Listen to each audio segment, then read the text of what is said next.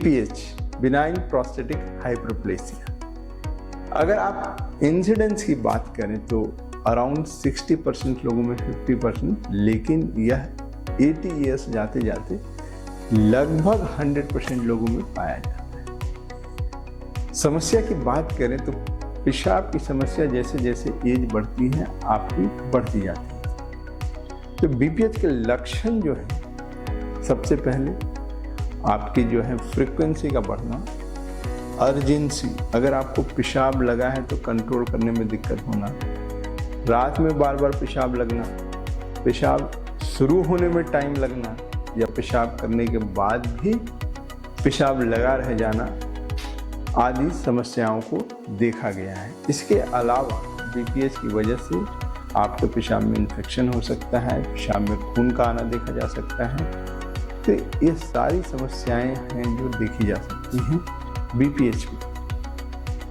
अगर आपको BPH की समस्या है तो कुछ छोटे जांच है जिसे कराकर हम लोग पता कर सकते हैं कि आपको BPH की समस्या है या नहीं, जिसमें रेक्टल एग्जामिनेशन होते हैं, आपके अल्ट्रासाउंड किया जाता है, PSA देखा जाता है, इसके बाद यूरोफ्लोमेट्री, आपको एक मशीन पर पेशाब करने के लिए बुलाया जाता है, तो उससे पता चलता है कि आपका फ्लो कैसा है, और सिस्टोस्कोपी। ये सारी चीज़ें करके हम लोग कंफर्म करते हैं कि आपको प्रोस्टेट की समस्या है या नहीं।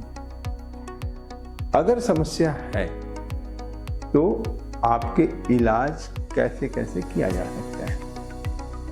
इसके दो मोडालिटीज बहुत कॉमन है, पहला मेडिकल मैनेजमेंट, दूसरा सर्जिकल मैनेजमेंट। मेडिकल मैनेजमेंट की बात करें तो इसमें अल्फा ब्लॉकर्स का बहुत बड़ा रोल होता है ट्रीटमेंट में। इसके साथ कुछ कॉम्बिनेशन थेरेपीज चलती हैं जिसमें हम लोग ड्यूटास्ट्राइड भी देते हैं। तो कॉम्बिनेशन थेरेपी काफ़ी इफेक्टिव होती है। कुछ लोगों को जिनको BPH होता है या प्रोस्टेट की समस्या होती है, उनमें इरेक्टाइल डिसफंक्शन का भी प्रॉब्लम देखा गया है। तो ऐसे लोगों में हम लोग PDE5 इनहिबिटर्स दे सकते हैं।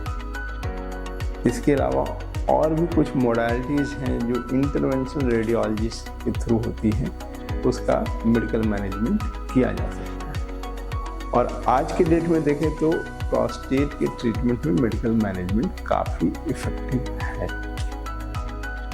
लेकिन सारे प्रोस्टेट की प्रॉब्लम को मेडिकली ठीक नहीं किया जा सकता। तो अगर आपको मेडिकल मैनेजमेंट के बाद या दवा खाने के बाद फ़ायदा नहीं हो रहा हो तो आपको सर्जरी के लिए जाना चाहिए। सर्जरी के अपने कुछ इंडिकेशंस हैं, जिसमें सबसे इम्पॉर्टेंट है, आपको अगर मेडिकल मैनेजमेंट से फ़ायदा नहीं हो रहा तो आपको सर्जरी के लिए जाना चाहिए। इसके साथ ही अगर आपको बार बार पेशाब में इन्फेक्शन हो रहा हो, बार बार रिटेंशन हो रही है, तो आपको सर्जरी के लिए जाना चाहिए। इसके अलावा अगर प्रोस्टेट की वजह से आपके ब्लैडर में स्टोन बन रहा हो या आपका किडनी डैमेज हो रहा हो, ये सारे इंडिकेशंस हैं सर्जरी कराने के।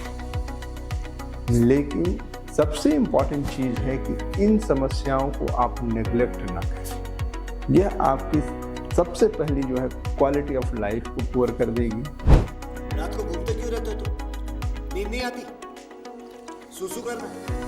इतना सुसु लाते कहाँ से हो तुम? हमारे पास तो इतना नहीं है, और रखते कहाँ? ये तालाब तुमने मारा?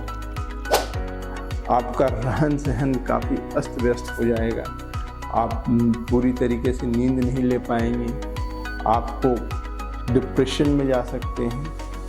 तो ये आपकी क्वालिटी ऑफ लाइफ को काफ़ी ख़राब करेगा अगर आप ट्रीटमेंट नहीं कराएं। दूसरी चीज़, यह आपके ब्लैडर को भी अफेक्ट करता है। ब्लैडर में शक्ति कम हो जाएगी या फिर न्यूरोजेनिक ब्लैडर का रूप ले सकता है। तीसरा इम्पॉर्टेंट है कि आपके किडनी को भी डैमेज कर सकता है, जो CKD या क्रॉनिक किडनी डिजीज में तब्दील हो सकती है या नॉन फंक्शनल हो सकता है।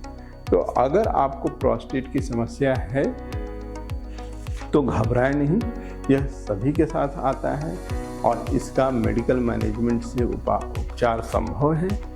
अगर मेडिकल मैनेजमेंट सफल नहीं होती है तो आपको सर्जरी के लिए जाना चाहिए। धन्यवाद।